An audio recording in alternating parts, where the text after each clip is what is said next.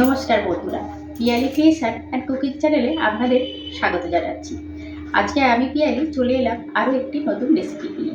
বন্ধুরা, আমরা প্রায় বাজার থেকে মিষ্টি কিনে খাই, শুধু আপনারা কেন আমিও কিনে খাই, যেমন রসগোল্লা, সন্দেশ। তো ভাবলাম আজকে একটু অন্য কিছু বাড়িতে বানাবো। তো যেটা বানাবো সেটা হচ্ছে নলেন গুড়ের মাখা সন্দেশ। এটা খেতে খুবই সুস্বাদু আর খুবই সহজ পদ্ধতিতে বানানো যায়। তো বন্ধুরা, এই রেসিপিটি একবার বানালে বারবার বানাতে ইচ্ছা করবে, বাড়ির লোকেরা আপনাকেই বলবে আরও একবার বানাতে। তো চলুন বন্ধুরা, শুরু করা যাক। তো বন্ধুরা দেখুন, আমি এখানে একটা ননস্টিকের কড়া বসিয়ে নিয়েছি। এর মধ্যে আমি দিয়ে দেবো 1 লিটার দুধ।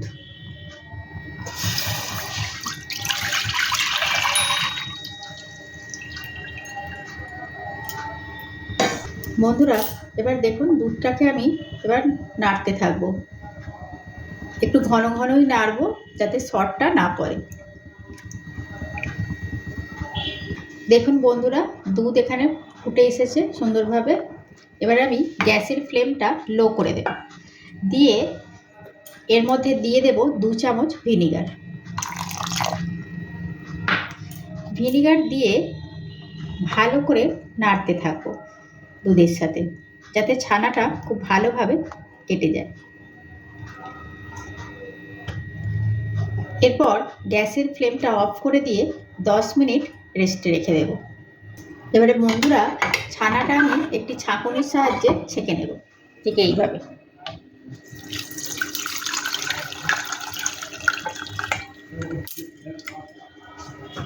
তো বন্ধুরা দেখুন, আমি এখানে একটি বোলেতে পরিষ্কার জল নিয়ে নিয়েছি। এবার আমি এর মধ্যে দিয়ে দেব এই ছানাটা। এবারে আমি ছানাটাকে ভালো করে ধুয়ে নেব, কারণ এর মধ্যে ভিনিগার দেওয়া আছে, তো ভালোভাবে ধুয়ে নিলে টক ভাবটা চলে যাবে। তো এইভাবে হাত দিয়ে ভালো করে ধুয়ে নেব। বন্ধুরা, ছানাটাকে আমি 2 বার ভালো করে ধুয়ে নিয়েছি। এবার আমি এটাকে ছেঁকে নেব।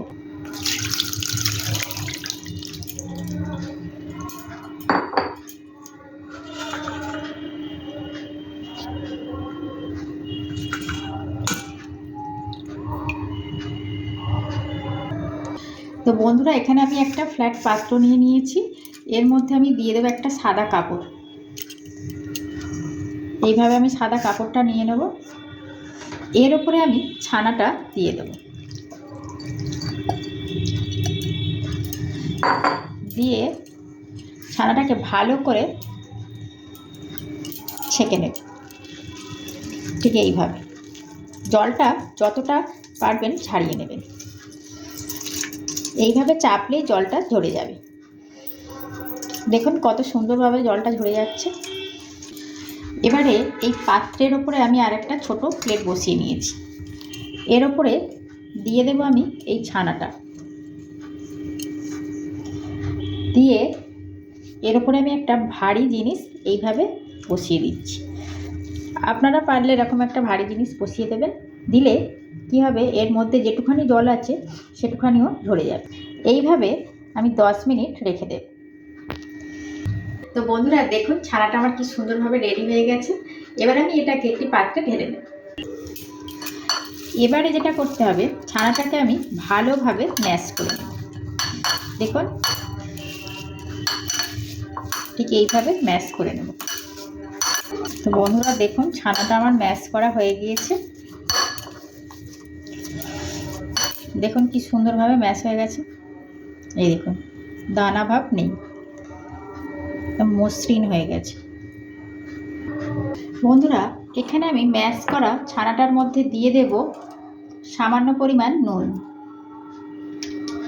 আর দিয়ে দেব 1 গ্লাস দুধ।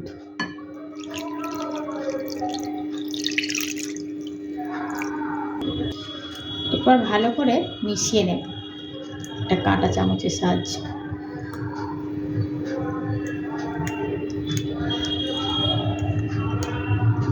দেখুন আমার ভালোভাবে মিক্স করা হয়ে গিয়েছে।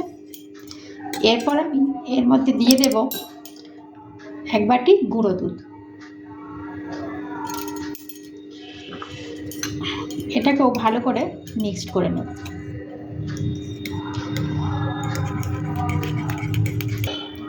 তো দেখুন বন্ধুরা, এইরকম একটা সুন্দর স্মুথ ব্যাটার তৈরি করে নিয়েছি। এরপর এর মধ্যে আমি দিয়ে দেব 1 বাটি নলেন গুড়।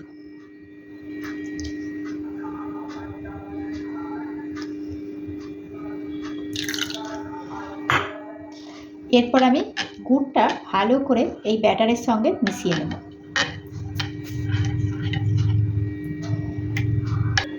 দেখুন বন্ধুরা, কি সুন্দর কালার চলে এসছে। বন্ধুরা দেখুন, এরপর আমি এর মধ্যে দিয়ে দেব 1 চামচ গাওয়া ঘি।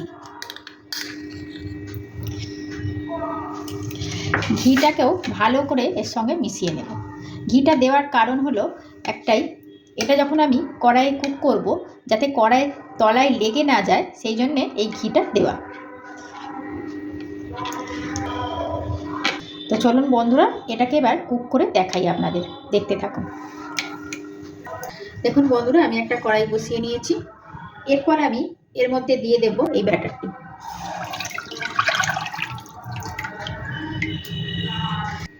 এরপর লো ফ্লেমে এই ব্যাটারটা আমি ধীরে ধীরে নাড়তে থাকবো, একটু ঘন ঘনই নাড়বো। দেখুন বন্ধুরা, আমি এইভাবে 10 মিনিট ধরে নাড়তে নাড়তে ঠিক এইরকম একটা পজিশানে নিয়ে এসেছি। দেখুন একটু দানা দানা ভাব চলে এসেছে, ঠিক এই পজিশানে নিয়ে চলে আসবে। এইভাবে ভালো করে নেড়ে ছেড়ে নিয়ে এর মধ্যে আমি দিয়ে দেব গুড়। আরও কিছুটা পরিমাণ গুড় আমি এতে ঢেলে দিই। ভালো করে নেড়ে ছেড়ে দেব।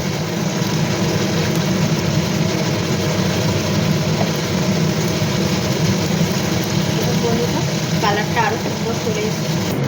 বন্ধুরা দেখুন, ঠিক এইরকম একটা পজিশানে নিয়ে চলে আসতে হবে। টকটকে একটা ব্যাপার চলে এসেছে। এবারে আমি একটা স্টিলের টিফিন বক্স নিয়ে নিয়েছি। এই দেখুন, এরকম একটি পাত্রে আমি এটাকে ঢেলে নেব। তো বন্ধুরা দেখুন, এইভাবে আমি স্প্রেড করে নিয়েছি টিফিন বক্সের উপরে নিয়ে, ঠিক খুন্তি দিয়ে এইরকমভাবে আমি ভালো করে ওপরটা মসৃণ করে দিচ্ছি, সমানভাবে থাকে। তো এইভাবে আমি 4 থেকে 5 ঘন্টা রেখে দেব। তো 4 থেকে 5 ঘন্টা পরে আমি আবার আসছি আপনাদের কাছে, সঙ্গে থাকুন। দেখুন বন্ধুরা, কি সুন্দরভাবে সেট হয়ে গেছে মিষ্টিটা। এবার আমি এটাকে হাত দিয়ে এইভাবে কেটে কেটে কাঁচা গোল্লার মতন গোল গোল করে সেট করে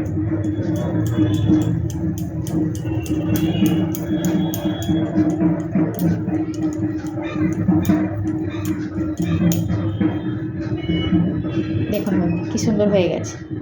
এইরকম করে আমি প্রত্যেকটা করে